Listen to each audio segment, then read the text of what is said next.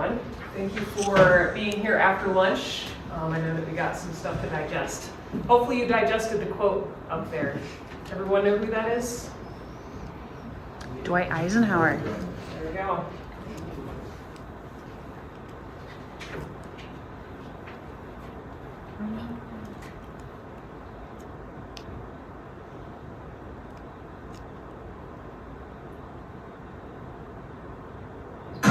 The final decision on the timing of D-Day will be mine, and mine alone.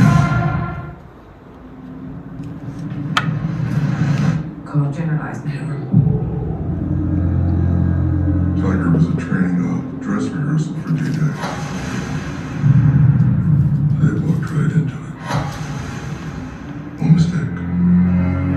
Just not one mistake. Ike, you have to stop doing this to yourself. What's done is done. Group Captain Dr. James Stagg, here at the express request of General Eisenhower. Do we have a date yet for the invasion's up? D-Day is in 61 hours from now. This is the largest seaborne invasion in history. Fate of the war, thousands of lives hinge on this. I need a forecast. Churchill tells me you're the best meteorologist in the country. Get me the latest readings from every single base within 2,000 miles of Normandy. The invasion is confirmed for Monday. Oh, they won't like this. We are faced with a succession of 2 aggressive storms. Are you absolutely certain?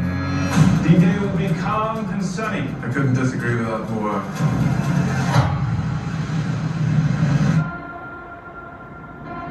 If D-Day is cancelled, we will lose this war. The final decision on the timing of D-Day will be mine, and mine alone.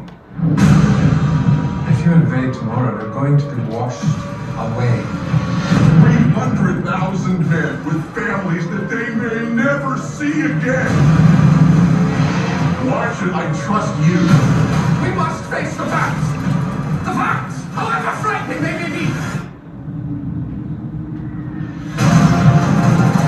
If we delay, The enemy will be ready and waiting. They'll slaughter every single last one of us.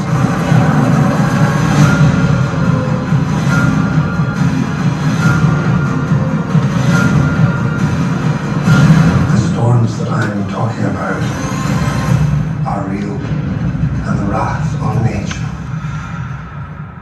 is real.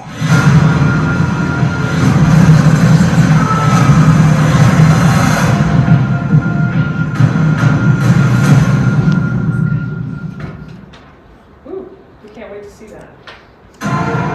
It's going to be awesome. I'm going to talk to you today about analyzing risk and forming decision points. 2 things that movie really points out well. It happens at the operational and strategic level for commanders. So I've worked as a planner on both the battalion staff and the brigade staff, and then obviously company commander twice. I've been through a lot of MDMP sessions, so I really want to embark on you today what it is to actually analyze risk and then form a decision point in a very easy way. So safety, our risk assessment is low and our environmental considerations none. Today we're going to learn how to analyze the risk within the video that we just watched, and then how to then formulate the decision point that we're going to bring to our commander. So first, analyze the risk. So risk is categorized in 2 ways. The first is risk to mission, and the other way is risk to force. What do you think that risk to force actually means? What can that encompass? Casualties. Yep, people, I was going to say people. people, equipment. Yes, people and equipment, resources. Okay, so when we are consolidating our risk, it's consolidated by warfighting function. And within your staff, warfighting function, a good example that we just saw was the S2. So the S2 will write down the hazard that they find, which is high winds. And then when they say, okay, what is our initial risk assessment with those high winds? High, medium, low, and then connect it to risk to mission or risk to force. And then you can put a proposed control up there, but really that's after you do a little bit more analysis. But we just want to jot down those first 2 things, like what is the risk? And then how is it to us? Risk to mission, risk to force, how high, how low. Okay, and then the third thing you want to do with the analyzing risk is then connect it to a decision point for your boss. How does this risk actually connect to the things that we have to decide within space and time in our operation? Which brings us to, how do we form a decision point? The first thing is using if and then statements. Okay, so when you're forming a decision point, you say, if this happens, then I'm going to do this. And then the Army, we connect it to if a PIR happens or if a specific thing comes up on intelligence that we can see, then that triggers us to do this action. So down on the bottom is the decision support matrix that you're going to show to your boss. So all the way on the left there, we see a decision point. That's annotated by the star. Do you see the if statement? Yeah, can someone read the if statement? If main AOA is blocked by rough seas. There we go. And then what is our action? Anybody else? Delay the operation by 24 hours. Delay the operation by 24 hours. Okay. So we are talking decisions in if and then statements. So it makes it very, very simple to communicate. If and then. Okay, we're going to watch the video again, and I want you to really pay attention for what is the risk that they're talking about. Is it risk to mission, risk to force? And then number two, what type of decision points are being discussed in the video, okay? The final decision on the timing of D-Day will be mine, and mine alone. Call generalized manner. Tiger was a training dress rehearsal for D-Day. They walked right into it. One mistake. Just that one mistake. Ike, you have to stop doing this to yourself. What's done is done. Group Captain Dr. James Stagg, here at the express request of generalized manner. Do we have a date yet where the invasion's at? D-Day is in 61 hours from now. This is the largest seaborne invasion in history. Fate of the war, thousands of lives hinge on this. I need a forecast. Churchill tells me you're the best meteorologist in the country. Get me the latest readings from every single base within 2,000 miles of Normandy. The invasion is confirmed for Monday. Oh, they won't like this. We are faced with a succession of 2 aggressive storms. Are you absolutely certain? D-Day will be calm and sunny. I couldn't disagree with that more.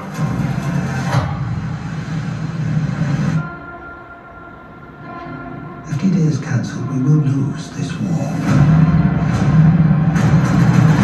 The final decision on the timing of D-Day will be mine, and mine alone. If you invade tomorrow, they're going to be washed away. 300,000 men with families that they may never see again. Why should I trust you? We must face the facts! The facts! However frightening they may be! If we delay, the enemy will be ready and waiting. They'll slaughter every single last one of us.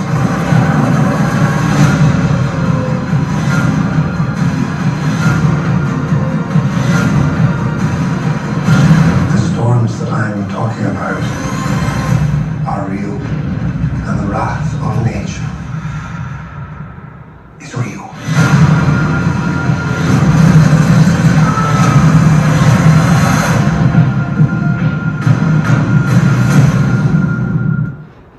Awesome. All right, let's hit the lights and talk about it.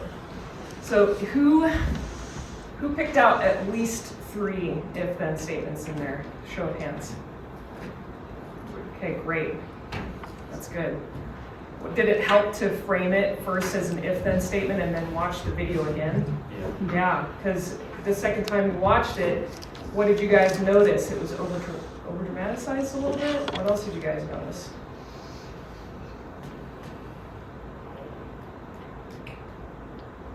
Yeah. That is kind of both the force and the mission. So it was like if we send our dudes on this, the force might be washed away, or if we send our dudes on this, then the mission will get accomplished. Yeah, yep. Absolutely. There is also like if you delay then this, then there's That's right, yeah. Delaying, it's like almost an action that will happen based on our action that we're taking on this one point in time. So let's talk about risk in forms of operational art. So when we're talking about the inclement weather on D-Day, was it a risk to force or a risk to the mission? Both. Both? Wow. Okay, how was it both? Was it like a percentage-wise, or was it both equal? What are your thoughts on that? Well, I kind of mentioned it, right, is if we don't delay this, the force will be washed away. Well, if they delay it, the mission also failed because of the restructuring of the defense, right? So that's how I tied it or related it to both of them in there. But you could also say, okay, we don't delay, there goes the force is gone, hence the mission was. Right, yeah. So really that art of balancing both, you're in the worst situation ever and you have to pick a way to gain the advantage with equal risk of force and risk to mission. So if you do one, you're risking the force, and if you do the other, you're risking the mission. So that's why it's called an operational art risk. Do you think, so if you were the commander in this situation, if you're General Eisenhower, what considerations are you going to be looking for in this risk matrix? What type of things? Just talking about the weather. Like, what would you want to understand about the weather? like how our materials like how our ships do in certain weather, or like what our equipment like state, like how it performs in weather, or what the actual weather would impact. Yeah, does anyone know what that's called? Capabilities. Right, yes, our capabilities. Our capabilities, 100%. That's a really good one. The probability. We're seeing the Oh. storm, but what's the actual chance of it hitting that day Right, versus the next or the day before? What's the probability? the probability, that is a great one of it actually occurring. We also need to consider the enemy's capabilities too. Right, the enemy's capabilities, and what are they, like, what would they be doing? With how much and where, right? Yeah. The Okay. severity. The severity? Yeah, 100%. I think you guys have a good idea of what the risk, like what you would want to see on a risk statement, right? If you had to make that decision in real time. Now let's talk about the actual decision making.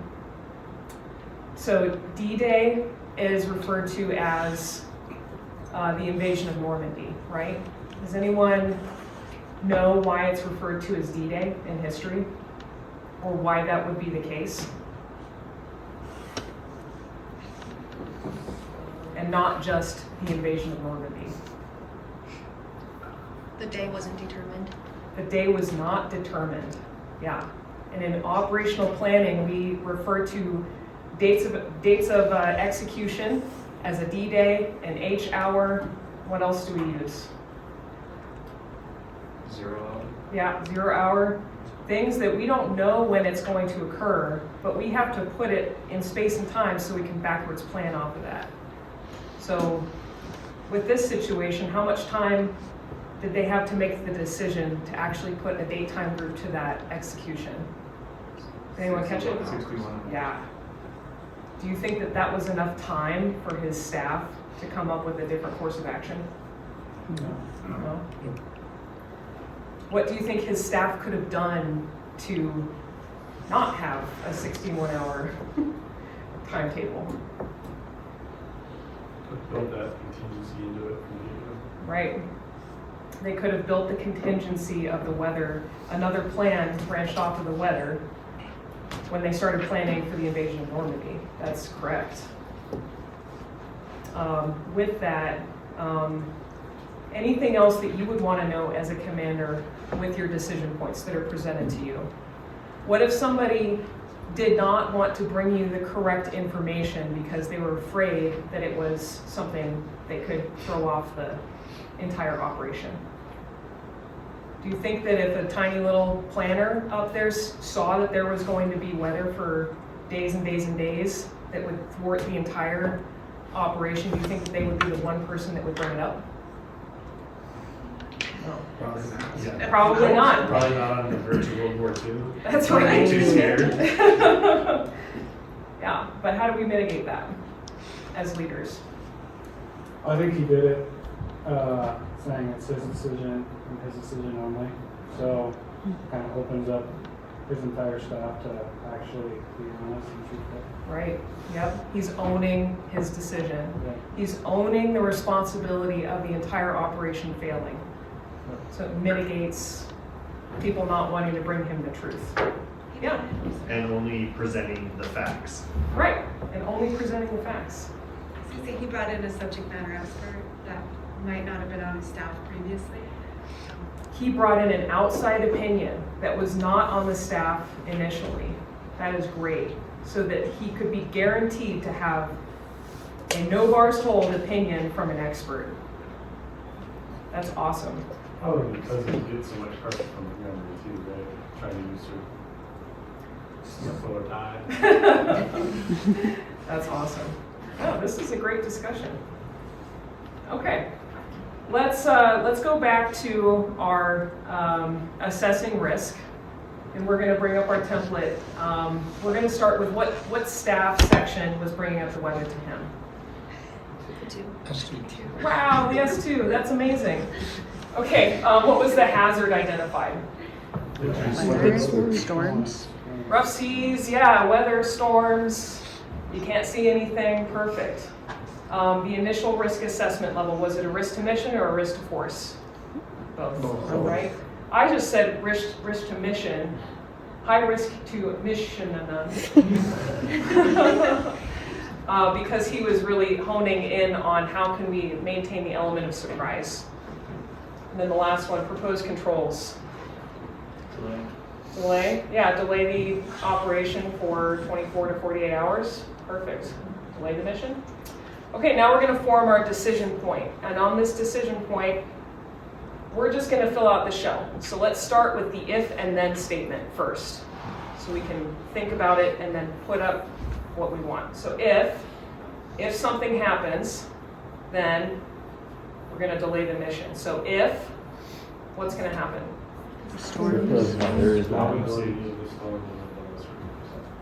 Yeah, if there's a storm, if our avenue of approach is blocked by rough seas, or if we can't see, then what's going to happen? Then delay the operation by 24 hours. Man, you guys are good at this. Okay, where are we going to put this in space and time? Like, where does this decision make sense in space and time, as according to D-Day? When do we make the decision to delay the operation? Would you want to do it 6 hours beforehand? Yeah, like, 24 hours beforehand? well, if you're trying to maintain that element of surprise, it might just be that day that we're supposed to go. It could be 24 hours that day. prior. Yeah. That's right. So we don't really know when we need to make the decision, but we do know the phase that we need to make it in, right? So I'm just going to put down phase 3 execution for D-Day, okay? Is there a decision that needs to be tied to this? Oh, I'm sorry. Or what is the decision called, basically? Delay the operation of the start date of D-Day, right? So to make it easy, we're just going to name these decisions as what they are. So as we're going down our risk matrix, we're just going to say, hey, this is the decision to delay, this is the decision to mass forces, this to delineate it with all the other decisions. Okay, and then the most important part, we're going to put a decision point number on this. Okay. Wow. Decision number 1. Okay, notice that we didn't fill out the and, the FFIR, and the supporting actions. Because we've only been planning this and analyzing it for about 15 minutes now.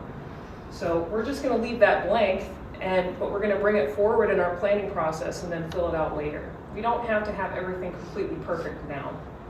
Because as more information comes in, what's that going to do? Yeah. Change. It's gonna change our information. It's gonna change our assumptions and facts. It's gonna change some of this. So it doesn't matter right now in the initial planning phase for everything to be filled out, everything to be perfect. All right, great job, guys. We're gonna do a check on learning. So what are the two different categories of risk that we talked about today in the operational planning process? Mission. Risk to mission and risk to force. Good job. What are the two key words that we use to construct decision points? If and then. If and then statements. Great. What is the end result by analyzing risk in the planning process? Yeah, a decision point. Great. That's the whole point of us analyzing risk. We want to come to decision points for the commander. We want to assess, like, what are we out there facing? Risk to mission, risk to force? Who's deciding it, and by when? Okay.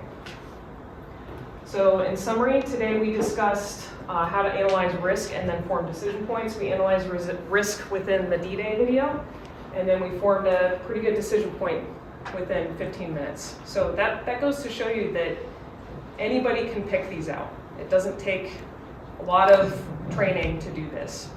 You just break it down into risk to mission, risk to force, and then for your decisions, if-then statements. You can always suss out those little details and then bring it to the forefront in your planning. Anybody can do this, especially you. All right, these are my references. ADP 5-0, the operations process, that's the one that we use the most and to refer back to. Do I have any questions at this point in time?